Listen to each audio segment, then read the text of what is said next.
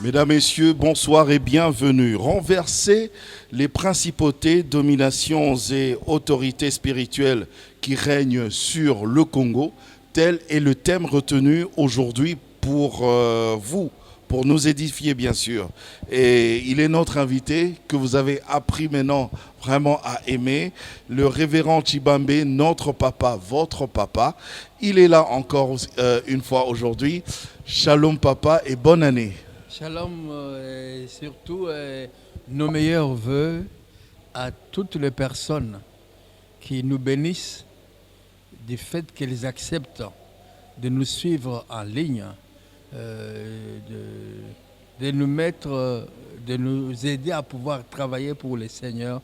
Vraiment que le Seigneur vous bénisse pour votre assiduité, votre fidélité et surtout aussi si des questions à poser, toutes ces choses-là nous font du bien. Amen. Vraiment, nous vous souhaitons une très bonne année. Vraiment, que Dieu vous bénisse. C'est une nouvelle année qui commence, papa, depuis un certain moment. On est en plein 2022.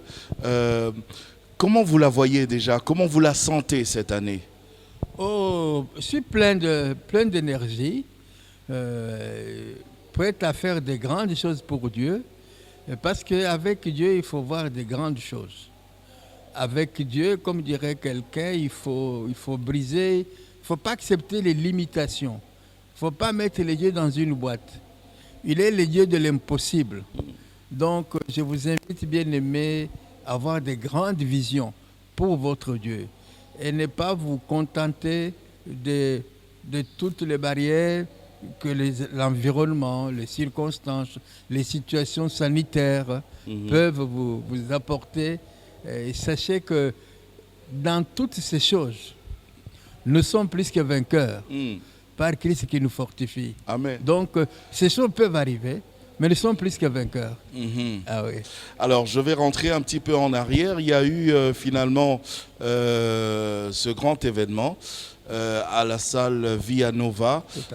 Vous-même, comment vous l'avez trouvé, votre impression? D'abord, j'étais surpris. Surpris pourquoi? Parce que la manière dont le programme s'est déroulé, c'est la première fois qu'on l'a fait. Et j'ai vu que c'était la bonne manière et que les gens étaient contents. Et moi-même, je me dis, mais waouh! Pourtant, c'est une structure qui a été mise sur le pied 10 minutes avant l'événement. Okay. Parce qu'on n'arrivait pas à voir tous les intervenants. Parce que le problème, c'est que la vision bâtir le Congo avec Jésus-Christ, ce n'est pas l'affaire de Tshibambe, c'est l'affaire de tout enfant de Dieu. Oui, vous le dites d'ailleurs tout le temps. Oui. Alors, il y avait des hommes de Dieu que nous avions contactés, mais pour diverses raisons, n'étaient pas disponibles. Quelque temps avant l'événement, ils étaient là. Nous nous sommes vus pendant 15 minutes. Le Saint-Esprit était à l'œuvre et la façon dont ils ont pris le train en marche, mais c'était formidable. En tout cas, moi, j'étais agréablement surpris et béni. En tout cas. Amen. J'avais parlé d'un thème tout au début, renverser les principautés, dominations et autorités spirituelles qui règnent sur le Congo. Déjà, pour que nous puissions bien comprendre ce sujet, est-ce que vous pouvez nous expliquer chaque mot, chaque terme? Principauté, c'est quoi? Domination, c'est quoi? Autorité, c'est quoi? Tout à fait. Bon, je ne vais pas répondre directement à la question qui m'est posée, mais je voudrais d'abord vous donner très rapidement, comme on dit les Anglais, le background. Je ne sais pas comment on dit ça en français. Le background, on comprend. OK. Pour que nous comprenions de quoi nous parlons. Vous savez, nous sommes dans cette vision, bâtir le Congo avec Jésus-Christ. Et dans cette vision, la vision, en quoi elle consiste? Elle consiste à ce que chaque mètre carré, chaque centimètre carré de ce pays confesse que Jésus est Seigneur. Indirectement, ça veut dire que chaque centimètre ne le confesse pas encore. Donc vous comprenez, il y a un problème, il y a un souci. En deuxième point, nous devons savoir que le programme pour arriver à cela, c'est un programme de prière. Parce que il ne s'agit pas ici des autorités législatives qui vont prendre des lois, des décrets pour amener chaque centimètre carré à confesser la Seigneurie de Jésus-Christ. C'est un problème spirituel, c'est un problème de prière, c'est un problème de combat spirituel. En troisième lieu, cette vision parle aussi de la stratégie. La stratégie, c'est quoi? La stratégie, c'est que nous ne sommes plus à l'époque des hommes miracles, d'Élie ou d'Ésaïe. Nous sommes à l'époque du corps du Christ. Et le corps du Christ, c'est l'église de Jésus-Christ. Donc cette vision concerne tout enfant de Dieu.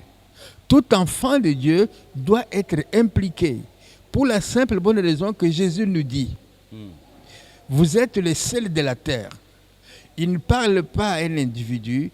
Il s'agit de tous ceux qui l'ont reçu comme Seigneur et Sauveur. Jésus considère que nous sommes le sel de la terre. La terre ici, c'est la République démocratique du Congo. Je n'entre pas dans beaucoup de détails, mais vous savez ce que le sel fait. Il y a quelques années, il n'y avait pas de frigidaire que vous appelez frigo. Alors pour mieux conserver la nourriture, il fallait qu'il y ait du sel. Donc le sel, c'est un élément conservateur. L'Église de Dieu, vous êtes des conservateurs des valeurs disons, des valeurs éthiques, des valeurs fondamentales pour la survie de cette nation. Alors il dit que si le sel perd sa saveur, donc s'il n'y a plus de conservation, toutes les valeurs sont perdues. Actuellement, qu'est-ce que l'on voit? Il n'y a plus de respect. Le respect des autorités, le respect des parents, le respect mutuel, la crainte de Dieu, la crainte même de le respect de l'un de l'autre n'existe plus. Toutes ces valeurs ont disparu parce que l'Église a perdu sa saveur. Même l'amour du prochain. Non, c'est l'amour du prochain. Et même, on se dit dans quel monde on vit. Vraiment les valeurs fondamentales. Les valeurs fondamentales qui font qu'une société est une société, nous les avons perdues. Et maintenant, il y a des enfants qui se votent contre Moi, je me rappelle quand j'avais 5-6 ans, un enseignant, mais c'est quelqu'un devant lequel tout le monde s'arrêtait pour dire bonjour. Mais maintenant, quand on voit ce qui se passe, ce n'est pas possible. Les policiers, on n'a même plus peur des policiers, on n'a même plus peur de la justice. Bref, on n'a peur de rien. Mais est-ce que ça, c'est le problème de l'Église? C'est le problème de l'Église. C'est le problème de l'Église, on va y arriver. Pourquoi? Parce que l'Église, c'est celle qui devait garder la valeur. Mais l'Église ne fait plus son travail. Il est la lumière. En tant que conservateur. En tant que conservateur. Il est la lumière. Donc ça veut dire que dans la nuit, quand il y a coupure, même avec la petite torche de votre téléphone portable, vous vous dirigez. Donc l'Église devrait être sémaphore. Signpost, qui nous montre la direction à suivre. Maintenant, l'Église lui-même, elle est sans direction. L'Église est sans direction. Donc les gens ne savent même plus où aller, à quel sens c'est voué. Quand vous parlez de l'Église au monde, aux chrétiens, pardon, aux Quinois, aux Congolais, vos églises là. Donc, alors, maintenant, la problématique se trouve à quel niveau? 1, il faut que l'Église prenne la place qui est la sienne. 2, l'Église doit exercer son ministère de sel et de lumière. Et tout cela doit se faire par la prière. Parce que pendant que nous, l'Église, nous sommes en train de nous amuser, il y a quelqu'un qui ne perd pas son temps. Qui ça? C'est le diable. Okay. La Bible nous dit dans Apocalypse, malheur à la terre et à la mer. Parce que le diable, dit la parole, a été est descendu vers vous, animé d'une grande colère. Et ce qui est important, sachant qu'il a peu de temps. Quand nous disons que nous avons le temps, l'ennemi sait qu'il a peu de temps. Alors il veut maximiser son temps. Non seulement maximiser son temps, mais il est 24 heures sur 24 au travail. Pendant que nous prenons du repos, pendant que nous disons « je prierai demain », pendant que nous disons que telle chose que je vais faire pour Dieu, je le ferai la semaine prochaine, l'ennemi, lui, il est à l'œuvre. Voilà encore un grand problème. Donc, nous, on a perdu la saveur. la lumière ne montre plus le chemin, on cherche la voie, mais pendant ce temps-là, On ne conserve plus les on ne bonnes conserve valeurs. plus. Pendant ce temps-là, Satan est à l'œuvre. Et dans cette œuvre, qu'est-ce qu'elle fait? Mais Satan n'a que 3 ministères. Il vient pour voler, il vient pour égorger, et à la fin, il vient pour détruire. Alors, l'Église, ce qui est grave, elle voit les choses périr. Elle ne semble pas réagir. Alors nous lançons un cri de détresse SOS à ce que l'Église de Jésus-Christ, en cette République démocratique du Congo, que l'Église sorte de son sommeil, que l'Église sorte de la négligence, de la paresse, et que l'Église fasse son travail. Car la Bible nous dit, c'est le thème que nous réunissons ce soir, ce jour, il dit, nous n'avons pas lutté contre la chair ni contre le sang. Donc, ça veut dire que nous sommes en guerre. Parce qu'on dit on n'a pas lutté. L'Église doit prendre conscience qu'elle est en guerre. Donc la lutte est ailleurs. La lutte n'est pas dans la chair ni dans le sang. Non, non. Non seulement la lutte est ailleurs, mais la lutte elle est à chaque instant, à chaque moment.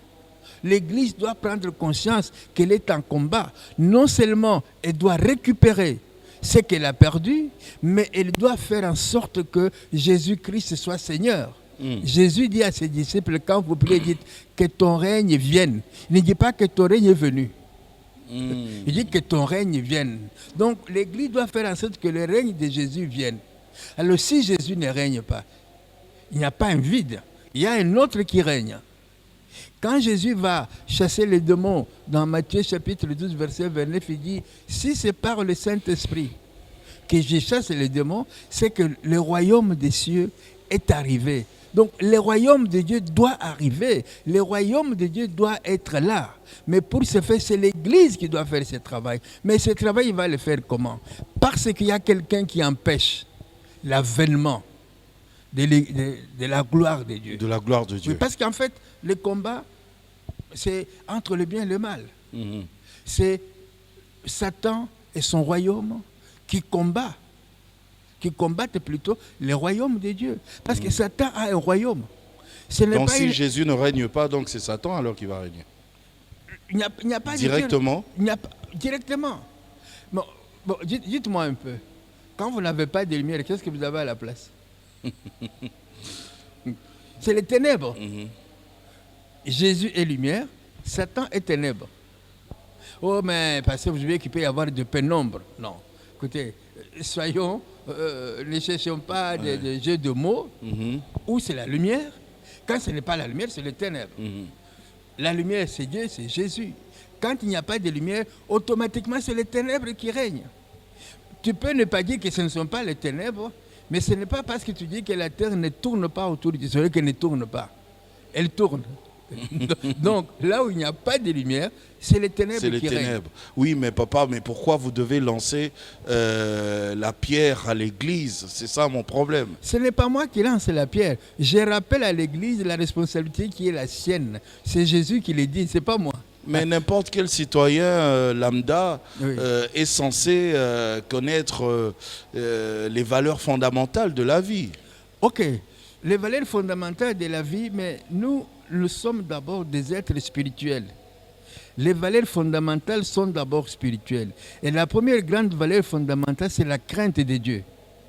Je peux être un grand moraliste, je peux être un grand philosophe, je peux être un grand, mais si la crainte de Dieu n'est pas à moi, la Bible dit que la crainte de Dieu, c'est le commencement de la sagesse. Donc si je n'ai pas la crainte de Dieu, je ne suis pas sage.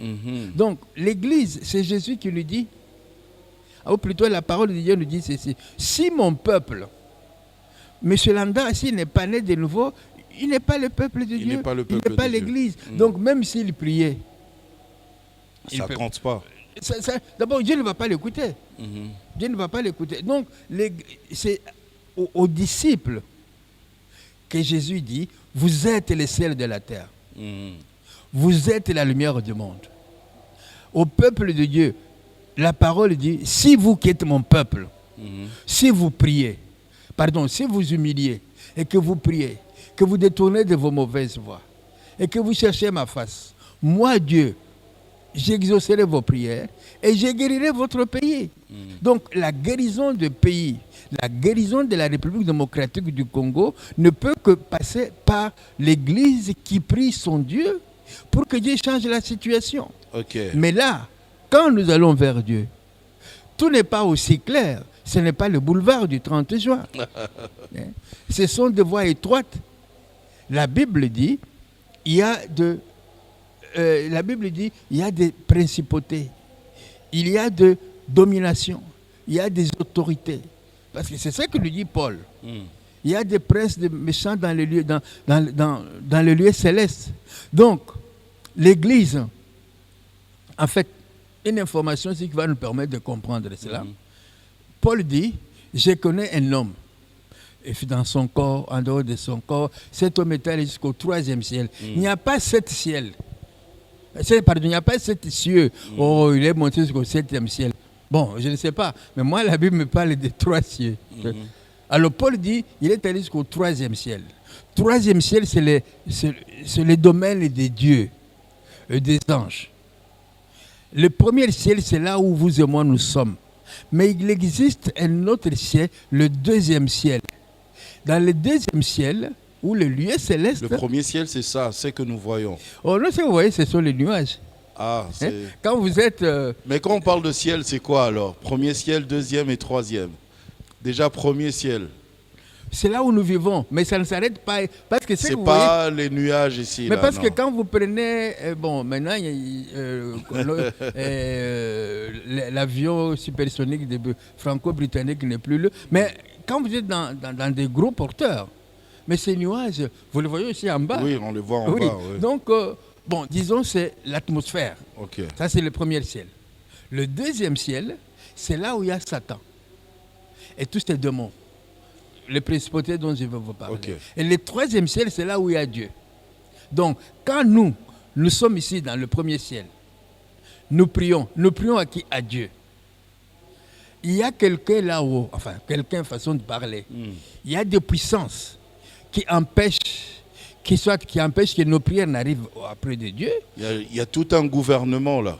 Mais pas un royaume. Un royaume. Un royaume. Le royaume des ténèbres. Le royaume des ténèbres. Okay. Et ce royaume, il est vigilant.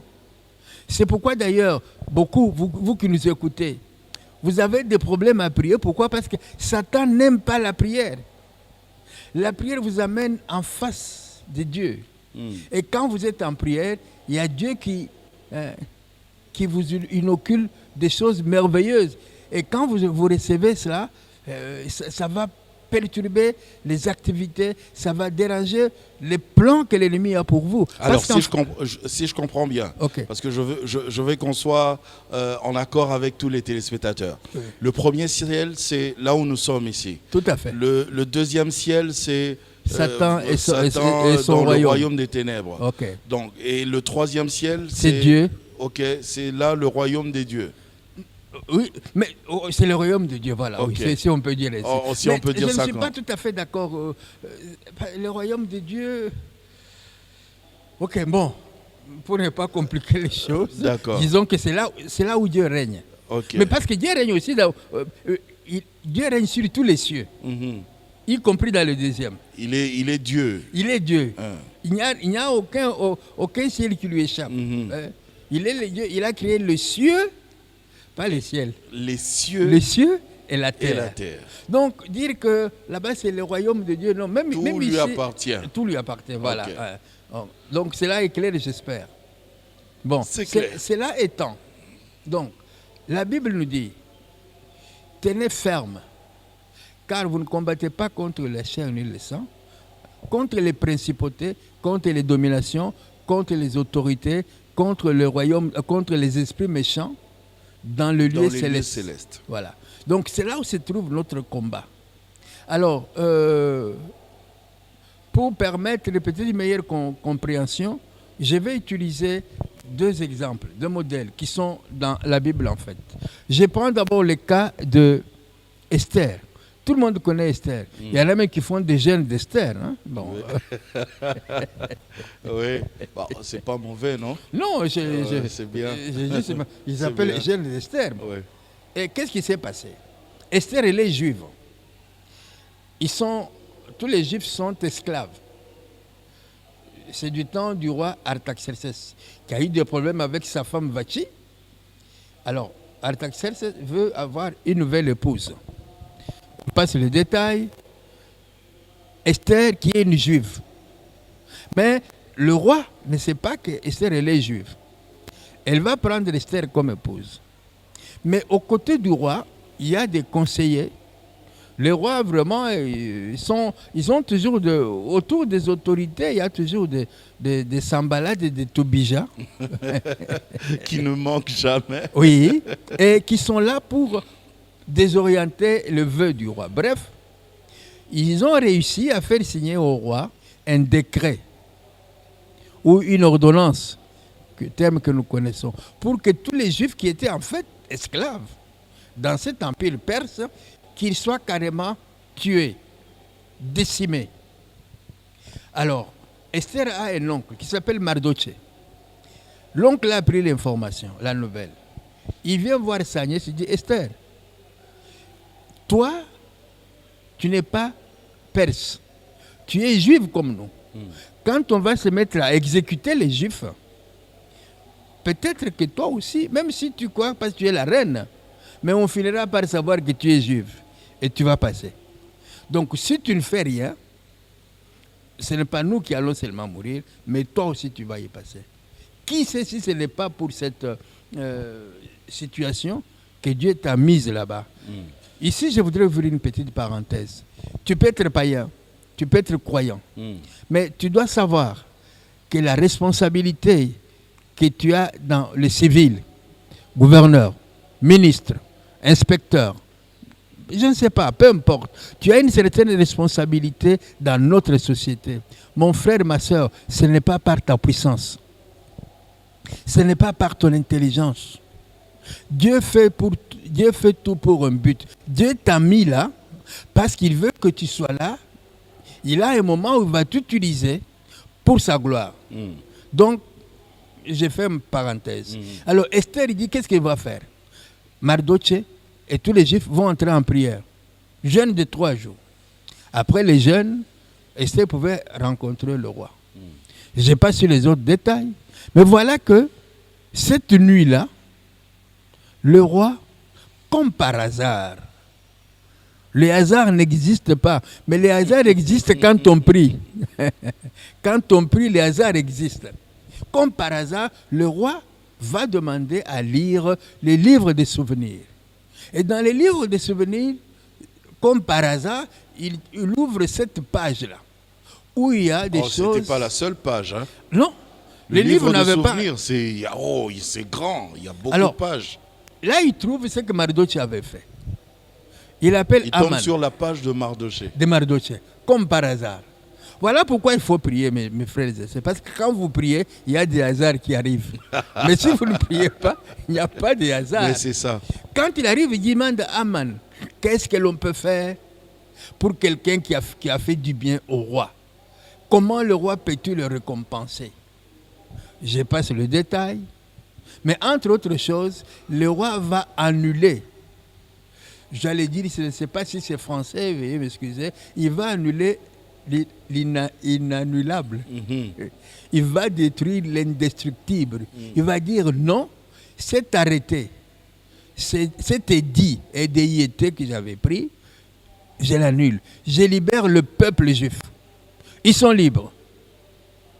Par la prière, en une nuit, par hasard, toute la situation a changé. Mais beaucoup plus compréhensif encore, c'est le cas de Daniel. Daniel va voir par le livre que Israël, après 70 ans de captivité en Babylone, Israël devait rentrer dans son pays. Les 70 ans sont accomplis. Israël est toujours en Israël. Daniel se met à prier. Et la Bible nous dit qu'il a prié pendant 21 jours.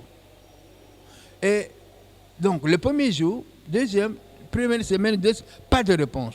Sur la 3e semaine, alors qu'il était en prière, il a une apparition. L'ange Gabriel lui apparaît. Il lui dit, homme de Dieu, ta prière a été entendue dès le premier jour que tu as prié. Mais comment j'ai pas eu de réponse? Voilà, oui, toi et moi nous sommes dans lui, dit mais ça fait 21 jours, comment je suis toujours à Jean? Gabriel dit non. Moi je suis au 3e ciel. Mais quand je suis descendu, pour te donner la réponse, arrivé au 2e ciel, il y a un prince de Perse. Le prince de Perse, ce n'est pas une personne physique, c'est une personne spirituelle. Ok. Et ce prince de Perse m'a empêché de venir te donner la réponse. Le prince de C'est Perse une entité spirituelle qui est sur qui règne sur l'empire l'Empire perse. perse. Donc de celui l'époque, qui a oui. la domination sur l'empire perse. Qui était une des grandes puissances. Une à des grandes l'époque, puissances, oui. diaboliques. Diabolique. Alors, Gabriel, voyant que la lutte était rude, grâce à la prière de Daniel, Gabriel va faire venir Michael, qui est aussi un ange de guerre. Michael descend, il quitte le 3e ciel, il est au 2e ciel, il s'occupe du prince de Perse, et pendant ce temps-là, l'ange Gabriel descend, donner la réponse à M. Daniel.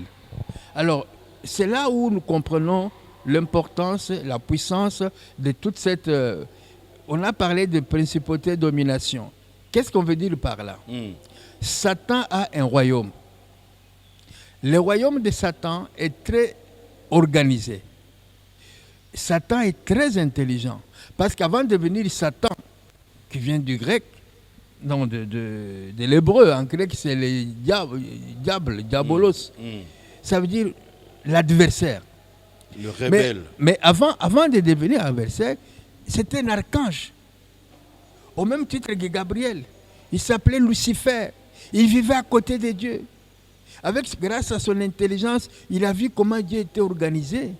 Et Dieu ne lui a pas arraché tous ses avantages. Parce qu'il était l'ange de lumière. Oui. Alors, c'est pourquoi on l'appelle Lucifer. Dans Luce, en italien, ça veut dire la lumière. Il était l'ange de lumière. Alors, M. Lucifer est devenu le diable. Il ne s'était pas rebellé seul. La Bible dit, lui et un tiers des anges se sont révoltés avec lui. Ils ont été chassés. Ils sont chassés. Combien de milliers ou des milliards? Alors, ces anges-là, déchus comme on les appelle, et M. Lucifer, ils ont formé maintenant leur club. C'est le royaume. Mais il n'y a pas que eux. Alors, j'allais dire le club des méchants. Le club des méchants. En fait, en anglais, le diable s'appelle le méchant. Alors, dans ces clubs, Satan a organisé de manière telle que tout est dans une hiérarchie bien ordonnée, bien organisée et bien structurée. Tu ne peux pas arriver au 3 si tu n'es pas passé au 2. Il faut commencer par 1, 2, 3, 4, ainsi de suite. Alors, dans cet ordre d'organisation, tu as les principautés, ou tu peux appeler ça prince. Actuellement, déjà, puisque nous sommes là-dedans, oui. J'aimerais que vous nous parliez un peu de... Je sais que les gens n'aiment pas, mais parlez-nous un peu de ce royaume de Satan, là, cette organisation. Ok, bon, alors... Comment ça fonctionne, pour être plus précis, oui.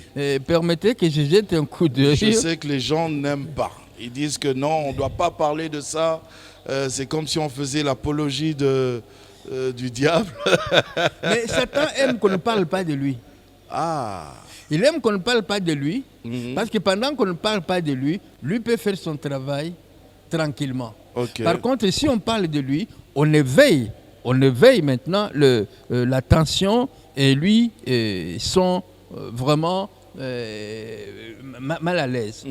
Je disais que je vais essayer de voir le royaume de Satan. D'abord, c'est un royaume spirituel. Ok.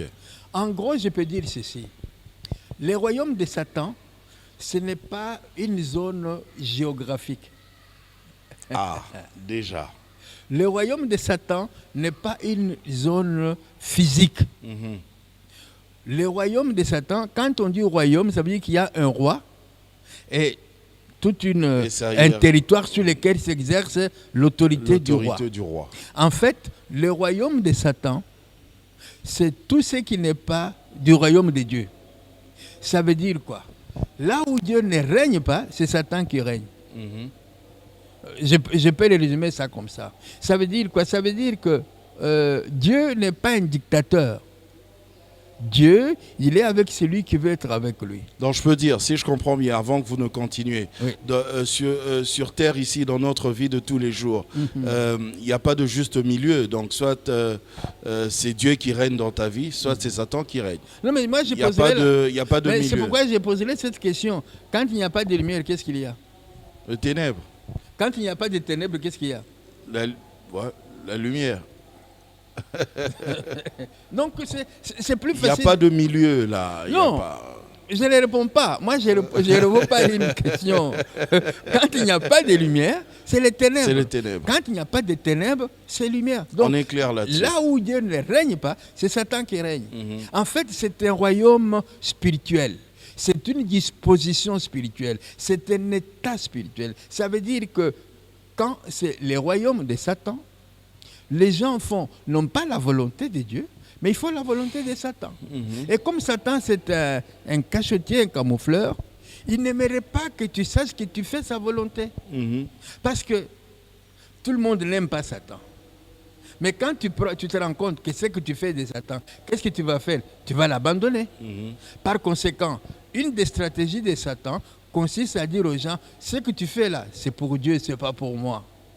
Donc, il te laisse continuer. En te laissant continuer, tu ne fais que t'enfoncer, tu t'enfonces, tu t'enfonces, tu t'enfonces. Davantage. Alors, dans le royaume, il y a aussi des systèmes. Satan, comme je dis, c'est un grand photocopieur.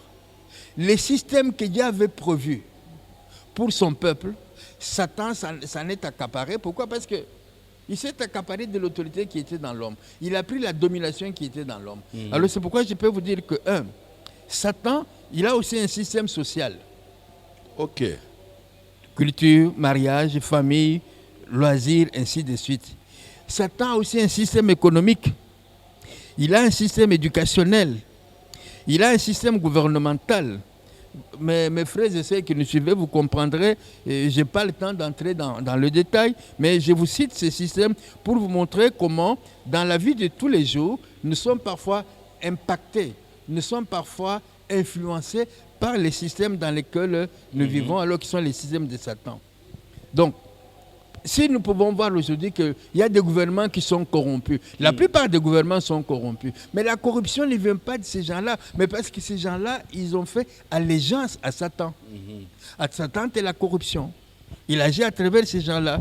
Nous voyons qu'actuellement, comme j'ai parlé de valeurs sociales, il y a très peu de mariages. Et je viens d'un pays où on ne parle même plus facilement de mariage. On vous parle de Pax.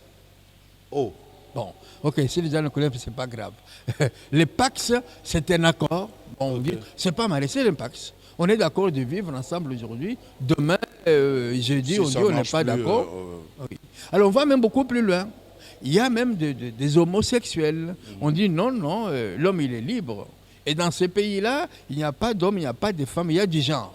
Les couples homosexuels Alors, que vous bénissez, Église. Ah, il faut savoir maintenant quelle église. Parce que les églises qui bénissent le mariage sexuel, moi je peux leur poser seulement une seule question. Parce que cette histoire-là, ça a pris beaucoup d'ampleur dans des pays comme la France.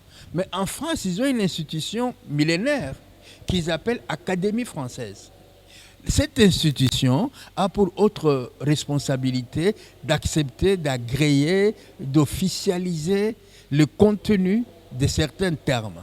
Jusqu'à présent, l'Académie française définit le mariage comme étant une union entre des personnes de sexe opposé. Mais ce que le gouvernement fait, c'est anti-académique, parce que l'Académie française n'a pas encore changé la définition du mariage. Donc, vous voyez, dans ce système-là, l'ennemi travaille. Pourquoi? Pourquoi je vous parle de ces systèmes? Parce que si nous regardons dans notre pays, nous allons voir qu'il y a l'économie ne tourne pas. Pourquoi? Parce que Satan est dedans. Nous voyons qu'il y a les systèmes d'administration qui ne tournent pas rond. Pourquoi? Parce que Satan est dedans. Et je vais encore beaucoup plus loin. Je ne sais pas combien de temps vous mettez d'ici le centre-ville, Gombe, tout ça. Les trafics est perturbé. Mon frère, ma soeur, vous qui nous écoutez, ce n'est pas parce qu'il y a des milliers, non. Il y a des pays qui connaissent ce que nous appelons les embouteillages. Bon. Mais quand vous êtes dans ces embouteillages, vous avancez au moins d'1 mètre. Au moins ça Oui. avance. Mais ici, quand vous dites embouteillage, vous êtes nez à nez avec l'autre conducteur. Mais tout ça, c'est démoniaque. Comment ça?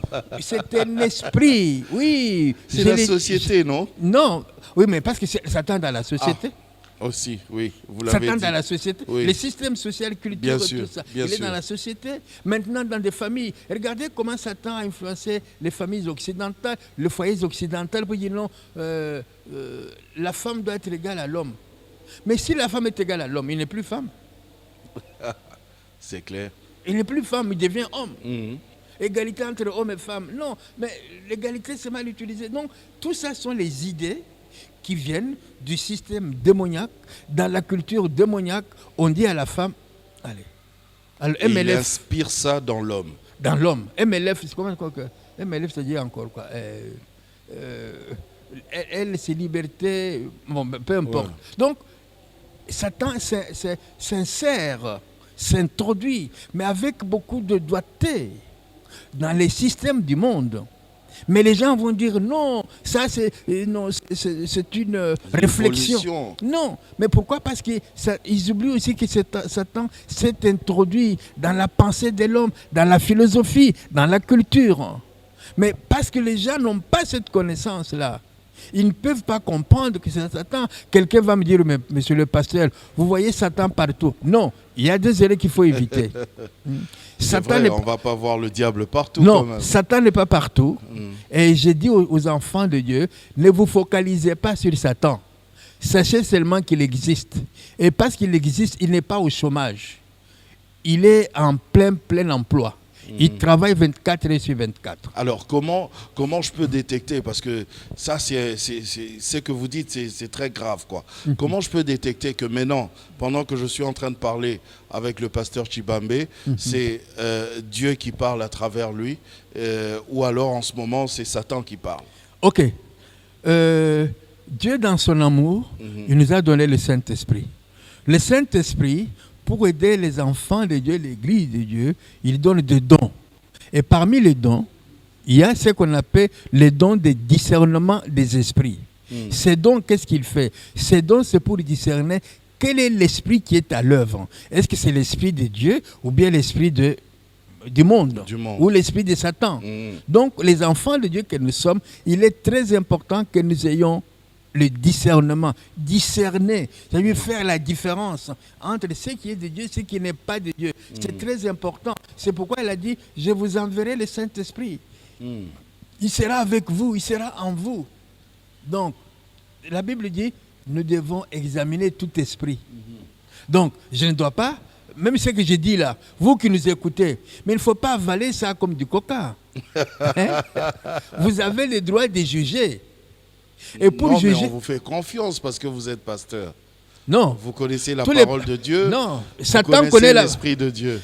Satan connaît la parole de Dieu plus que moi.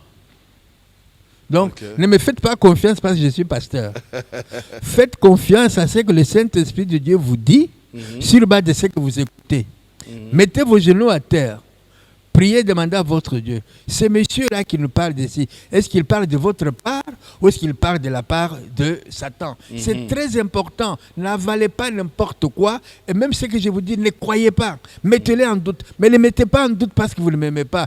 Mettez en doute parce que vous avez du Seigneur reçu le discernement. Pour savoir que ça vient de Dieu ou ça vient de ces messieurs-là. Ça, c'est très important. D'accord. Alors, est-ce que nous devons comprendre que sur chaque pays, sur chaque territoire, il y a un prince qui règne? Bon, je vais vous répondre en 2 phases. Jésus, vers la fin de son ministère, et il s'apprête à aller dans ce jardin de Gethsemane. Il dit, le prince de ce monde vient. Il n'a pas dit le prince de Jérusalem. Il n'a pas dit le prince d'Israël. Il a dit, le prince de ce monde vient. En moi, je n'ai rien qui soit à lui. Ça veut dire que Satan, à partir du moment où Adam et Ève ont trahi Dieu, Satan a pris toute la domination. Adam et Ève avaient la domination sur toute la terre. Quand ils ont péché contre Dieu, ils ont donné. Parce que Satan qui le confesse, il dit, je peux te donner l'autorité sur tous ces royaumes parce qu'elle m'a été donnée aussi. Qui lui avait donné? Adam, Ève, quand ils ont désobéi. Donc Satan, il est le prince de ce monde. Okay. Alors, bon, est-ce que vous pouvez accepter d'être les princes ou bien... Allez, tu es dans un village, tu es chef du village. On vous dit non, les 5 maisons là ne vous appartiennent pas. Mais ils sont dans votre village. Hein. Les 5 maisons là, c'est pour l'opposition. Non. Tout ce qui est dans les villages vous appartient. Donc Satan étant devenu le prince du monde, il a de représentants. Parce que Satan n'est pas omniprésent. Il ne peut pas être partout à la fois. Il a des délégués. Alors, comme je vous ai dit que son royaume est très organisé, il est hiérarchisé. Bon, prenons la République démocratique du Congo. Je ne connais pas les noms de toutes les provinces depuis qu'elles sont devenues 26. Allez, prenons l'Afrique. Parce qu'il est le prince de ce monde, l'Afrique fait partie du monde. Alors, pour mieux contrôler l'Afrique, Satan va mettre un prince sur l'Afrique. Mais l'Afrique n'est pas un pays. L'Afrique, c'est un continent. Ce continent a 2 pays. Le prince qu'il a mis sur l'Afrique va avoir aussi des sous-princes, si je peux les appeler ainsi, des dominations. Il y en a qui vont être en Égypte, en Algérie, Mauritanie, Maroc. Comme des ambassadeurs. Comme des ambassadeurs, jusqu'en Afrique du Sud. Okay. Alors, celui qui est en Afrique du Sud, l'Afrique du Sud, c'est grand. Il va avoir aussi des émissaires qui sont ces ambassadeurs aussi. Donc, ça va ainsi du plus haut niveau, du plus haut degré au plus petit degré. Okay. Donc, c'est comme ça que Satan contrôle le monde. Alors, nous, on a inventé l'Internet il n'y a pas longtemps. Mais l'Internet existait déjà chez Satan. Parce qu'il communique avec ce monde-là par l'information. Ces gens, ils sont là pour... Il a imité ce que Dieu fait. La Bible dit que tout ce que nous faisons est inscrit dans le livre. Bien sûr. Quel livre? Les livres de bien. Les derniers jours, on va sortir les livres de bien et du mal. Donc, dans ces livres est consigné tout ce que tu fais. Satan a aussi son livre. Son livre qu'il écrit, ce sont ses démons qui lui transmettent tout ce que nous faisons. Et un élément important, le terrain, le champ de bataille. Parce qu'il est notre ennemi, mes frères et sœurs. Vous devez savoir, quelles sont les armes de votre ennemi, de votre adversaire. Ok, alors je pense qu'on va s'arrêter là pour aujourd'hui, parce qu'à la télévision, le temps, c'est l'argent. Okay. Mais on peut dire que ça, c'est une première partie de cette émission, de ce grand sujet. Et nous pouvons fixer rendez-vous la prochaine fois pour une deuxième partie, évidemment, toujours de cette émission. Mais juste pour aujourd'hui, juste pour terminer, un petit mot de la fin en 30 secondes. Un petit mot de la fin, je dis ceci. Ceux qui sont avec nous sont plus nombreux que ceux qui sont avec eux. Très important. Ne craignez rien. Satan a déjà été vaincu. Nous sommes en combat contre un adversaire qui a été vaincu. Mais notre combat ne consiste pas à vaincre Satan, mais notre combat consiste à renforcer la victoire qui a été acquise à la croix par Jésus-Christ. Donc, soyez fermes. N'ayez pas peur. Votre ennemi a déjà été vaincu. Quel que soit ce que vous traversez maintenant, dans toutes ces choses-là, vous êtes plus que vainqueur. Plus que vainqueur. Que le Seigneur vous bénisse. Merci, amen. Merci, révérend Chibambe, notre papa. Moi, je vous fixe, oui, je sais, vous avez fait, je vous fixe rendez-vous la prochaine fois pour un autre numéro de Dites-moi tout, la deuxième partie, la suite de cette émission. Allez, ne soyez pas déçus. Hein? Au revoir, portez-vous bien.